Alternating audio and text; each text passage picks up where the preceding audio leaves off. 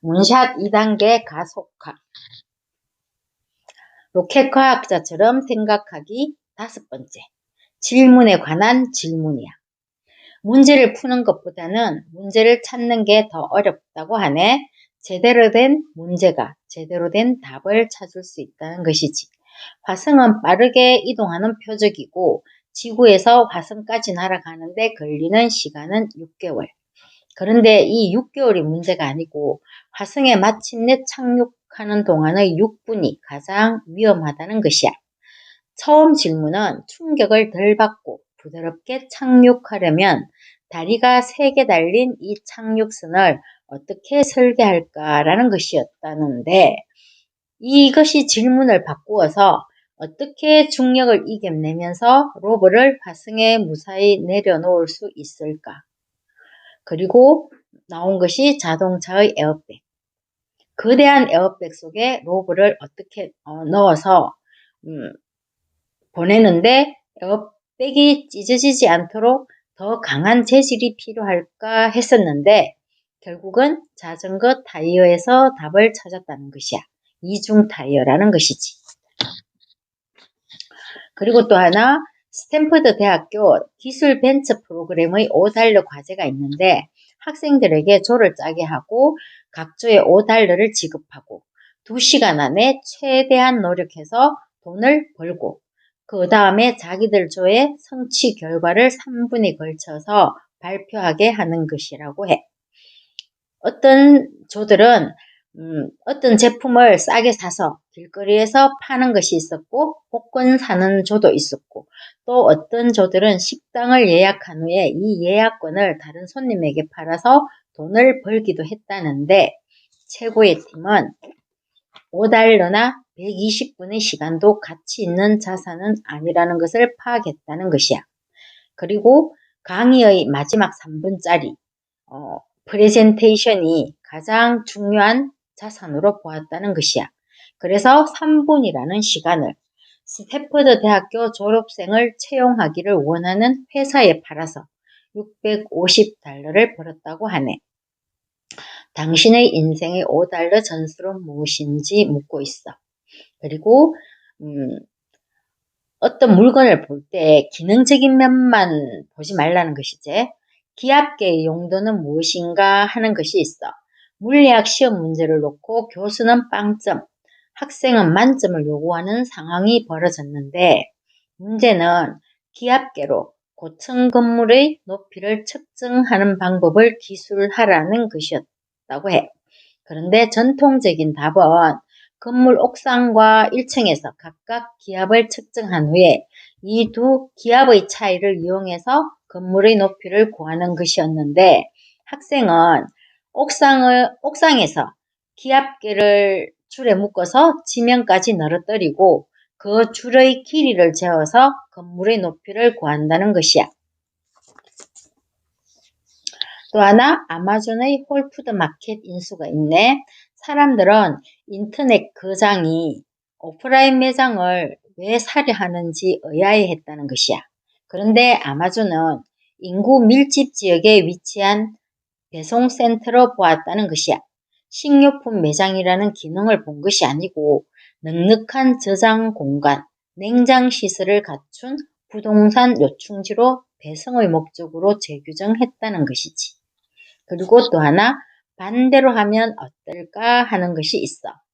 1957년에 소련이 인류 최초로 인공위성을 지구 궤도에 올려놓았는데 동반자라는 이름을 가진 스푸트니코라는 이름의 이 위성은 약 98분에 한 번씩 지구를 돌았다고 해.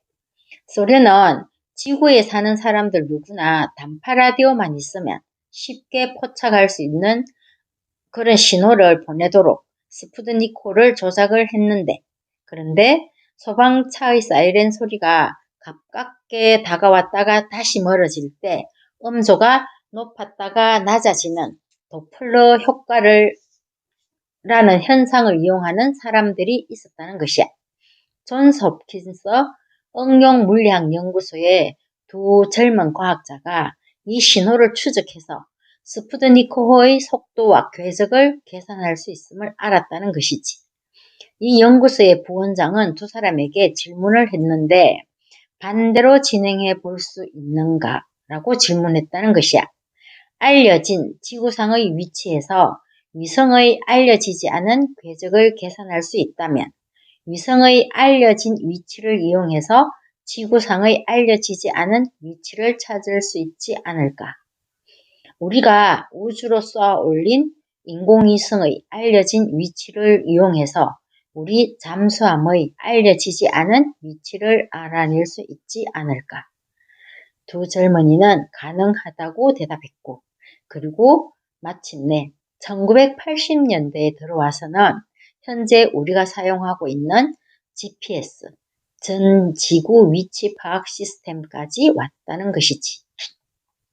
높이뛰기에서도 반대로 생각하기가 있는데 엎드린 자세로 발을 뛰어넘는 스트레들 방식이 정석이었을 때 미국의 딕 포스베리 선수는 얼굴을 지면을 향한 자세와는 반대로 뛰어오르면서 몸을 비틀어서 하늘을 바라보는 자세로 발을 넘었다고 해. 신문에서는 가장 게으른 높이뛰기 선수라고 불렀고 많은 사람들이 조롱을 했지만 1968년 하계올림픽에서 금메달을 따면서 조롱은 환호로 바뀌었다는 것이지. 지금은 그의 이름을 딴 포스베리 방식으로 통한다고 하네. 반대로 하면 어떨까? 획기적인 돌파는 상식이나 통념과 달리 똑똑한 대답이 아니라 똑똑한 질문에서 시작된다고 해. 그리고 여섯 번째, 로켓 과학자처럼 생각하기 여섯 번째, 반증하고 또 반증하기. 저자가 화성 표면 탐사 로봇 프로젝트 일원으로 일을 시작할 당시에 계획은 3회당 2회꼴로 실패했다고 해. 가장 최근의 희생자는 1999년 9월 23일 화성 기후 궤도선이었는데 화성까지 다 갔기 때문에 모두들 펄쩍펄쩍 뛰면서 기뻐했는데 궤도 진입에서 실패했다는 것이야. 이 우주선은 4번의 궤도 수정 계획이 있었고 예측 목표 지점과 차이가 있었지만 아무런 문제가 없다는 듯이 행동했다는데 그 우주선을 만든 로키드 마틴은 영국식 인치 파운드법을 사용했고 이 우주선의 비행을 맡은 제트 추진 연구소는 미터법을 사용했다는 것이 밝혀졌다는 것이야. 제트 추진 연구소와 로키드 마틴은 서로 다른 언어로 말하고 있었는데 그 팀의 어느 누구도 이 문제를 알아차리지 못했다는 것이야. 단위를 기입하는 것을 까먹었기 때문에 벌어진 참사라는 것이지. 놓치고 있는 것은 무엇인가? 또 다른 것은 없는가? 질문하고 검증하고 또 검증하라는 것이야. 또 하나 예가 있는데 1975년에 제작된 조스라는 영화. 수영도 못하고 고장도 잘 나는 기계상어 때문에 촬영에 고민이 많았었는데 이것을 어떻게 해결했는가 하면 보이지 않는 것이 보이는 것보다 훨씬 더 무서울 수 있다는 것에 착안하여서 상어는 안 보이고 수영하는 여자에게만 카메라를 초점을 두면서 조스라는 영화를 만들었다고 하네. 그리고 셜록 홈즈 이야기도 있어. 사라진 것이 무엇인가? 그날 밤 개가 짖지 않았다. 그래서 내부자 소행이다. 뭐 이런 것들이 있어. 그리고 7번째가 뭔가 하면 날면서 테스트하라요. 테스트의 목표는 모든 것이 제대로 잘 진행될 수 있음을 확인하자는 게 아니고 잘못될 수 있는 모든 것을 발견하고 한계점을 찾자는 것이야. 로고의 에어백이 찢어지지 않도록 하는 것은 강한 재질이 아니고 외피와 안쪽 튜브라는 자전거 타이어에서 나왔다는 것처럼 말이야. 그리고 시스템 차원에서 생각하라고 하네. 한 가지 약물이 단독 처방일 때는 효과가 좋을 수 있지만 다른 약물과 함께 처방되면 치명적인 결과를 낳을 수 있다는 것처럼 말이야. 그리고 아돌프 히틀러가 권력을 잡았을 때 이야기도 있고 베스트셀러 작가가 된 팀 페리스 이야기도 있는데 결론은 미래를 바라보는 2.0의 시력을 가지려면 복수의 테스트 원천과 독립적으로 진행된 각각의 테스트가 모두 유용하다는 과정을 거쳐야 한다는 것이야. 조건은 하늘을 날 때와 동일한 조건 아래에서 테스트하라는 것. 그래서 중요한 것은 머릿속으로 완벽을 꿈꾸지만 말고 일단 시작하고 그리고 행동하면서 궤도 수정을 해야 한다는 것. 그리고 검증하고 또 검증하는 것. 그 과정에서 묻고 또 반대로 생각하고 날면서 테스트하는 것. 불확실한 세상에서 모두들 멋진 비행하기를. 안녕.